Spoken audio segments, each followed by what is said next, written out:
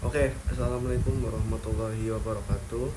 Kami dari kelompok satu akan sedikit menjelaskan mengenal pengecoran logam dan bahan-bahannya untuk memenuhi tugas UTS dari mata kuliah pengecoran logam. Eh, Sebelumnya, izinkan saya mengenalkan kelompok atau anggota kelompok dari kelompok satu yang terdiri dari satu ada Aditya Tegar dengan NIM 21020029, ada Akbar Mangkuwijaya dengan NIM 21020033, ada Indi Safinatul Najah dengan NIM 21020041, ada saya sendiri Muhammad Zaini Nurdifa dengan NIM 21020044, dan yang terakhir ada Muhammad Gimnastiar dengan NIM 21020051. Nah, oke, untuk yang pertama yaitu adalah pengertian pengecoran logam atau metal casting. Pengecoran logam adalah proses di mana logam cair panas dituangkan ke dalam cetakan yang berisi potongan berlubang atau rongga dengan bentuk yang mendekati bentuk geometri akhir produk jadi.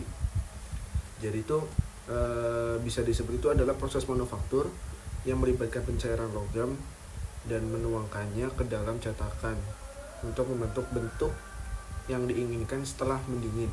Jadi sebelum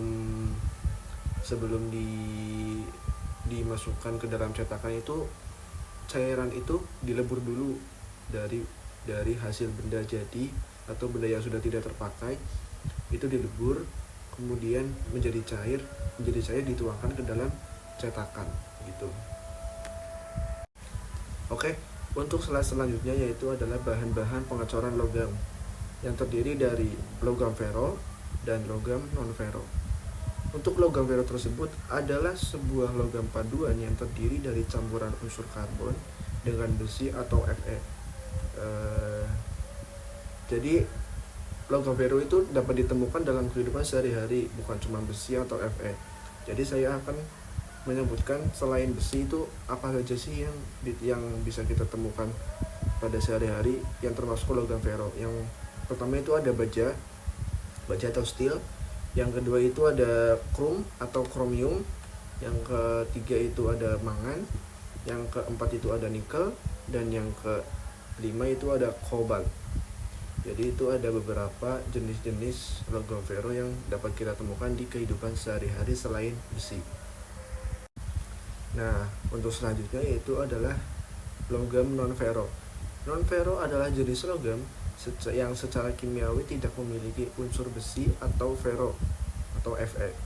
Oleh karena itu, logam jenis ini disebut sebagai logam bukan besi atau non-ferro, yang terdiri dari aluminium, dari tembaga, dari seng, dan yang saya ketahui itu ada timah, juga ada kuningan, dan juga ada besi tuang. Itu adalah beberapa logam non-ferro yang umum kita temukan di kehidupan sehari-hari atau di lingkungan sekitar. Nah, untuk slide selanjutnya yaitu sifat-sifat logam ferro dan logam non-ferro. Yang pertama akan saya bahas itu adalah logam ferro. Jadi sifatnya itu apa saja sih pada logam ferro itu? Yang pertama itu adalah dapat ditempa dan diubah bentuknya. Jadi itu logam ferro itu bisa diubah bentuk apabila selagi hasil peleburan itu masih panas. Jadi belum dingin, itu masih bisa dibentuk. Yang kedua itu adalah dapat menghantar listrik dan panas. Yang ketiga itu keras, tahan terhadap goresan, potongan atau keausan, kenyal, tahan patah bila dibentang, kuat, tahan terhadap benturan, dan juga liat, dapat ditarik. Itu semua bisa dilakukan pada saat peleburan itu belum dingin ya. Jadi keadaan masih panas bisa dibentuk.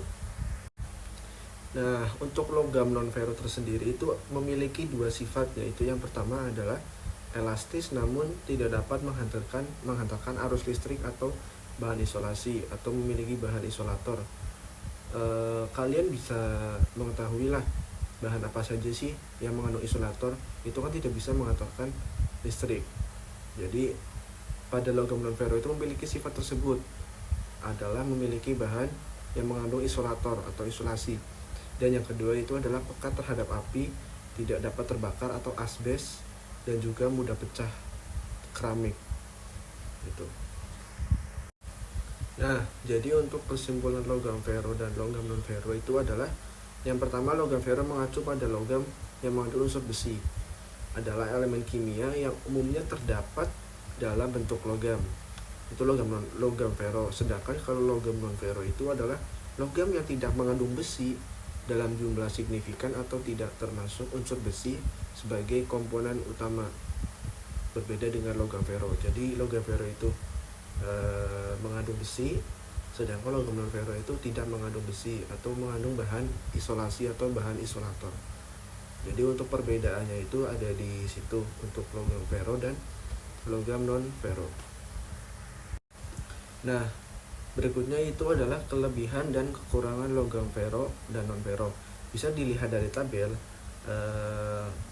Untuk kekuatan tersendiri itu masih unggul pada ferro, karena ferro itu mengandung bahan dari besi dibanding bahan non ferro untuk kekuatan. Dan yang kedua itu adalah tahan terhadap korosi. Tahan terhadap korosi atau tahan terhadap karat itu bisa dimenangkan oleh non ferro karena tidak mengandung besi. Besi itu rawan sekali pada korosi apabila terkena air terus menerus. Dan ramah lingkungan. Untuk ramah lingkungan itu tersendiri posisinya itu dimenangkan oleh non ferro. Karena apa? Karena itu ramah lingkungan dan tidak mencemari lingkungan. Beda dengan logam ferro yang mengandung besi. Nah, untuk harganya itu lebih unggul logam ferro karena itu terbuat dari besi yang lebih mahal dari non ferro. Nah, untuk kelebihan logam ferro tersendiri itu yang pertama itu adalah kekuatan dan tahan aus. Yang kedua itu adalah harga terjangkau. Yang ketiga itu adalah magnetisasi.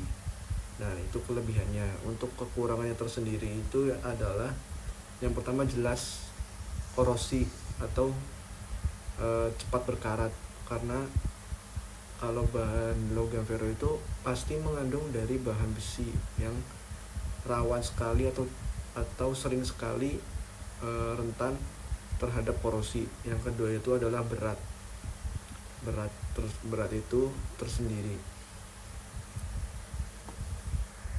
Nah, untuk kelebihan logam non ferro itu sendiri yaitu adalah yang pertama ringan. Jelas seperti aluminium dan titanium memiliki kepadatan yang lebih rendah, menjadikan pilihan yang baik untuk aplikasi yang memerlukan bobot ringan. Yang kedua itu adalah ketahanan terhadap korosi. Seperti aluminium dan tembaga memiliki ketahanan alami terhadap korosi. Yang ketiga itu adalah konduktivitas. Konduktivitas seperti tembaga, aluminium memiliki konduktivitas listrik dan panas yang baik, untuk menjadikannya pilihan yang baik untuk kabel listrik dan peralatan elektronik. Nah, untuk kekurangannya itu sendiri yaitu pertama harga yang tinggi. Seperti tantalum, titanium, dan nikel tahan karat itu memiliki harga yang masih tinggi.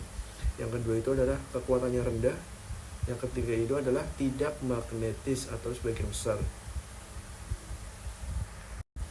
Nah, untuk kesimpulannya itu sendiri yaitu logam ferro yang pertama meliputi baja, besi cor, dan besi tuang. Sedangkan logam non ferro itu meliputi aluminium, tembaga, seng, stainless steel, grafit, mulia, atau silver gold atau platinum. Dan untuk logam ferro digunakan dalam pembuatan mesin dan otomotif seperti blok mesin, head mesin. Untuk logam non ferro itu sendiri digunakan dalam industri elektronik dan transportasi seperti tadi pembungkus kabel.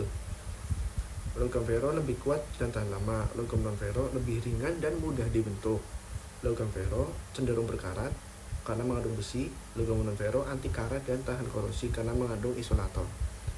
Logam ferro harganya lebih murah dan logam non ferro harganya lebih mahal daripada logam ferro.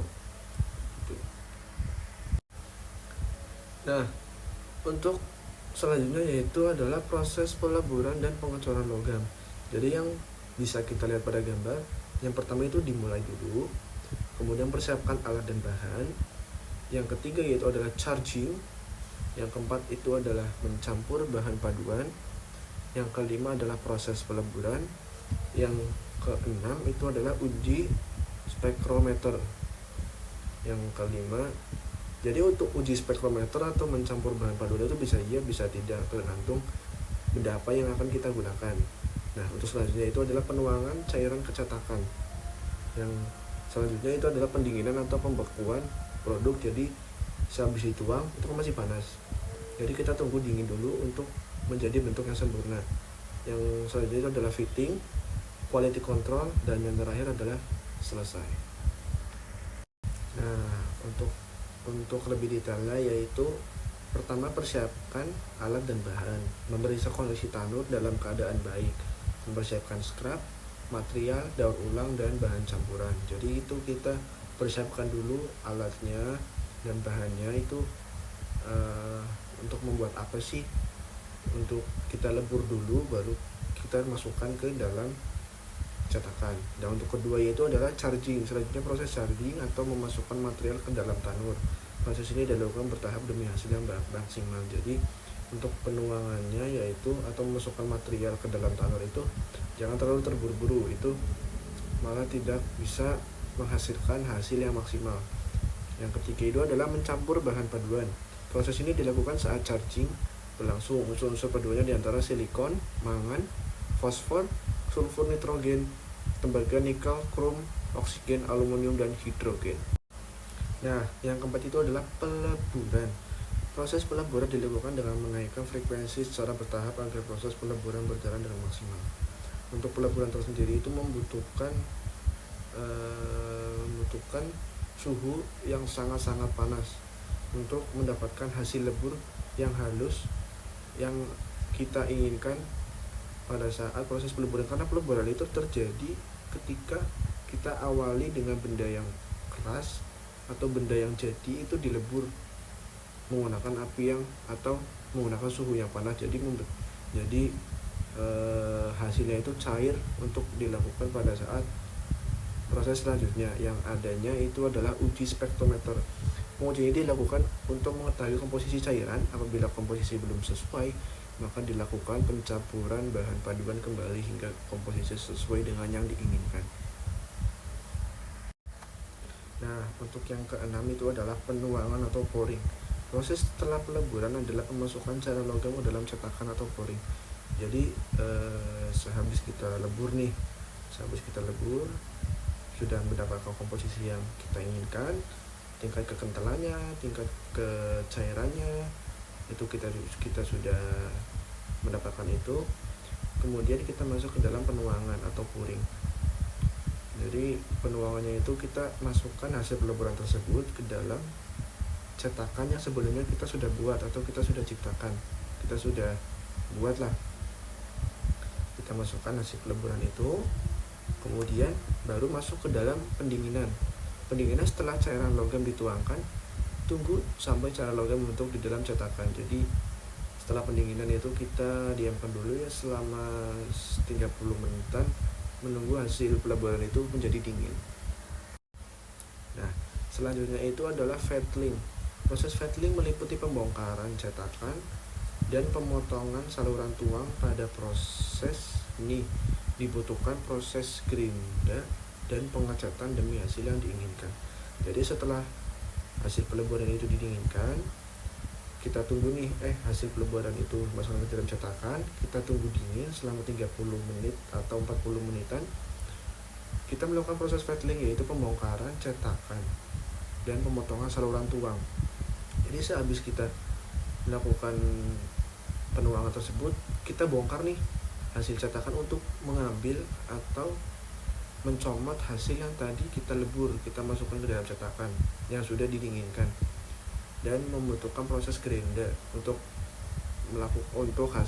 demi hasil yang diinginkan untuk menjadi halus. Dan yang terakhir itu adalah melakukan pengecatan. Nah, yang terakhir itu adalah quality control. Ini adalah proses yang sangat penting. Pada proses terakhir dilakukan pemilihan produk yang sesuai standar dan tidak. Produk yang tidak sesuai standar merupakan produk reject yang harus melalui proses peleburan kembali. Jadi itu apabila kita sudah melakukan step by step tadi yang dari awal sampai Feedling tadi, kita melakukan quality control. Quality controlnya itu apa aja sih yang dinilai?